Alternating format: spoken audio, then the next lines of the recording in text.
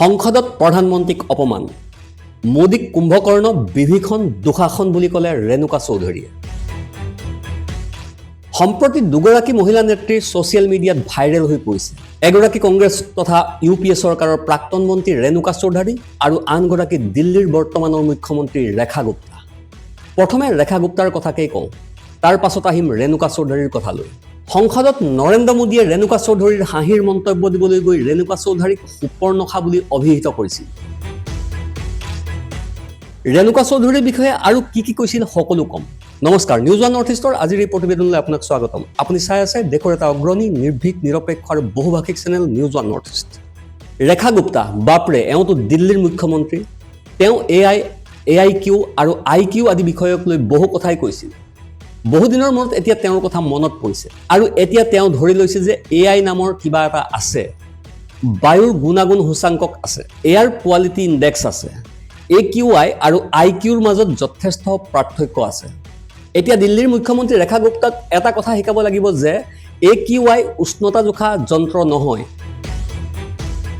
এটা অনুষ্ঠানত তেওঁ কি কৈছে শুনক চাওকচোন তেওঁ NDTVৰ এই অনুষ্ঠানত কি ক'লে आप मुझे बताइए हॉटस्पॉट क्या होता है हॉटस्पॉट वो होता है कि जहाँ सबसे ज़्यादा पॉल्यूशन होता है ठीक है सॉल्यूशन क्या है आप वहाँ पे स्प्रे करते हैं वाटरिंग करते हैं आप मिट्टी को बिठाने का काम करते हैं तो स्प्रे हॉटस्पॉट पे ही तो करेंगे आप कोई मॉनिटर पे करके AQI डाउन होता है क्या और AQI एक ऐसा आपका टेम्परेचर है आपको जो किसी भी इंस्ट्रूमेंट से पता चलता है तो उसमें watering is the only solution শুনিলে দিল্লীৰ মুখ্যমন্ত্ৰী ৰেখা গুপ্তাৰ মতে AQI হৈছে এটা উষ্ণতা জোখা যন্ত্ৰ তেওঁ কৈছে যে ইয়াক যিকোনো যন্ত্ৰৰে জুখিব পাৰি প্ৰথম কথা আমি জানো যে যদি টেম্পাৰেচাৰ অৰ্থাৎ উষ্ণতা থাকে তেন্তে থাৰ্মোমিটাৰেৰেহে ইয়াক জুখিব পাৰি ৰেখা গুপ্তাজী ইয়াততো কোনো উষ্ণতাৰ অস্তিত্বও নাই গতিকে যিকোনো যন্ত্ৰৰ সহায়ত আপুনি এই AQI জুখিছে যিটো হৈছে এটা উষ্ণতা এতিয়া কালিৰে পৰা আপুনি অনুগ্ৰহ কৰি AQI দ্বাৰা জ্বৰ জুখিবলৈ আৰম্ভ নকৰিব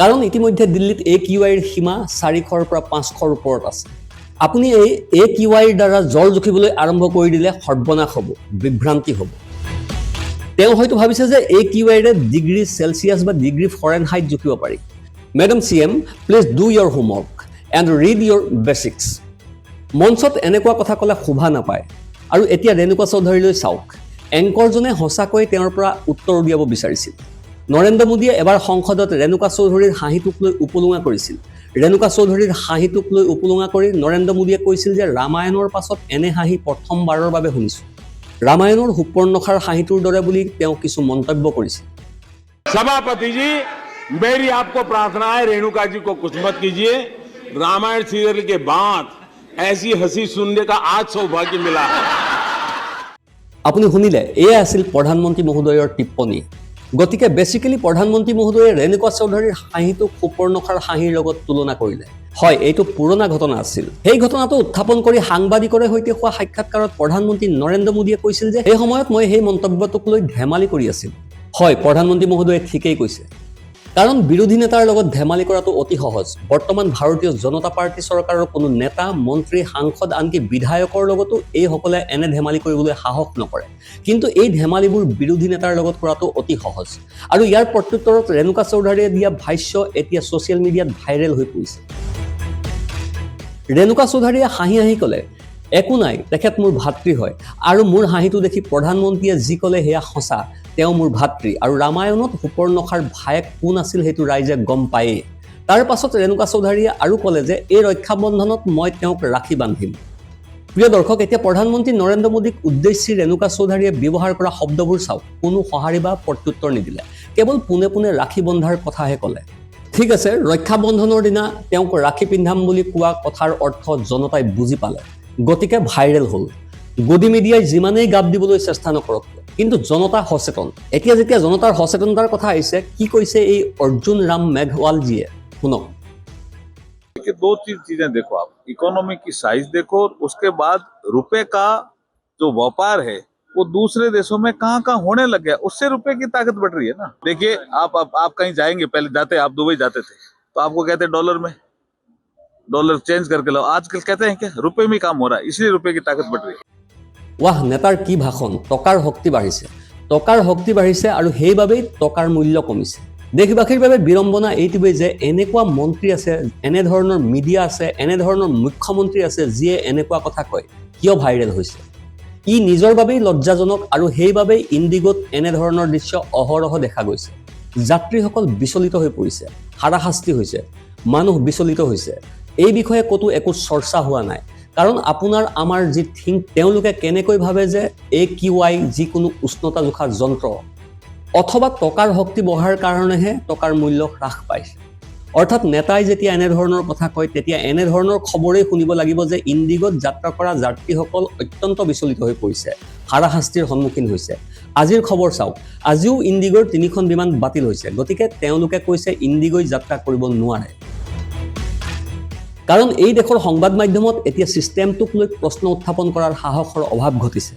আৰু আপুনি জানেই এই ছিষ্টেমটো কোন, দেশৰ ছিষ্টেমটোৰ কোনে গুৰি ধৰি আছে। আৰু দেশৰ গুডি মিডিয়াই কিছু বছৰৰ পূৰ্বে সুপৰ্ণখাৰ হাঁহিৰ লগত তুলনা কৰি মিডিয়াত এই বিষয়টোক লৈ জোৰদাৰ আলোচনা চলাইছিল। এতিয়া আপোনালোকক সোঁৱৰাই দিওঁ আজিৰ বহু জেনজিৰ কথা। এই কথা হয়তো আজিৰ জেনজিয়ে চাগে নাজানে। আগৰ কথা ভাবি চাওকচোন, মনমোহন সিং প্ৰধানমন্ত্ৰী থকাৰ সময়ত বিমান যাত্ৰীৰ লগত এনেকুৱা সমস্যা সন্মুখীন হোৱা দেখিছিলনে? কাৰণ সেই সময়ত দেশৰ সকলো ছেক্টৰকে শক্তিশালী কৰাৰ প্ৰয়াস কৰা হৈছিল। আৰু বৰ্তমান আপুনি দেশৰ যিকোনো এটা ছেক্টৰলৈকে চাওক, টেলিকম, এভিয়েশ্যন, প্ৰতিটো ছেক্টৰতে এতিয়া একচেটিয়া অধিকাৰ অৰ্থাৎ মনোপলি চলাই আহিছে।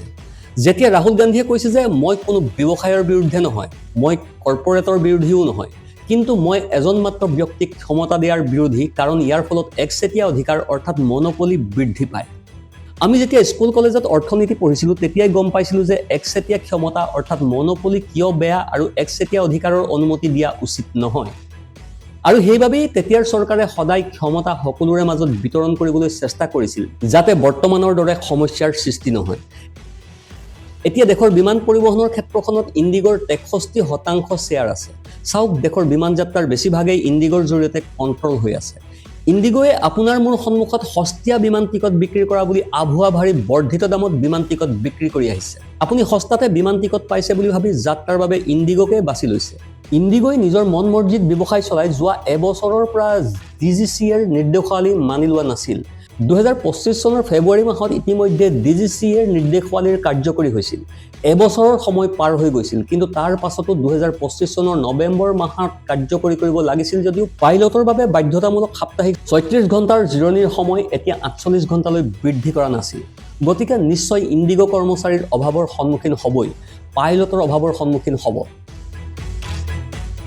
এই কথাটোকে ইণ্ডিগো কৰ্তৃপক্ষই কিয় সময় থাকোঁতেই নাভাবিলে? আৰু মোদী চৰকাৰে এনে একচেটিয়া অধিকাৰ প্ৰদান কৰা ইণ্ডিগোৰ নৱেম্বৰৰ ভিতৰত ফুল প্ৰুফ পৰিকল্পনা নথকাৰ বাবে সাম্ভাৱ্য পৰিস্থিতিৰ সন্মুখীন হ'বলগীয়া হৈছে। চৰকাৰ আৰু আমাৰ অসামৰিক বিমান পৰিবহণ মন্ত্ৰীৰ মনত এই কথা কিয় নাছিল? এইটো কিয় পৰীক্ষা নকৰিলে? আৰু সেইবাবেই চাওক, আপোনাৰ ঠিক সন্মুখতে এই ধৰণৰ পৰিস্থিতিৰ সংঘটিত হৈছে। আৰু আন বিমান সংস্থাৰ ক্ষেত্ৰত কিয় হোৱা নাই? কাৰণ বিমান পৰিবহণৰ 63% ক্ষমতা থকা প্ৰতিষ্ঠানটোৱেই হৈছে ইণ্ডিগো। আৰু সেইবাবেই চৰকাৰক প্ৰশ্ন কৰাটো অতি জৰুৰী। মানুহে ক'ব যে এনেকুৱা ভিডিঅ' ভাইৰেল হৈ আছে, যাত্ৰীসকল বহুত হাৰাশাস্তিৰ সন্মুখীন হৈছে। কিন্তু যেতিয়াই কোনো এজন ব্যক্তিয়ে ক'ব যে প্ৰধানমন্ত্ৰী মোদীয়ে সকলো যাত্ৰীকে হাৰাশাস্তি কৰোৱাইছে, তেতিয়া আনটো পক্ষই ক'ব নাই নাই, এইটোক লৈ ৰাজনীতি নকৰিব। এনে চিৰিয়াছ ইছ্যুক লৈ ৰাজনীতি নকৰিব কিয়?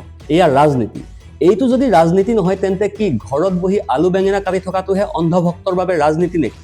এইটোৱেই এতিয়া ভাৰতৰ পৰিস্থিতি, আৰু যিটো কাৰণে আপুনি নিজেই চিন্তিত।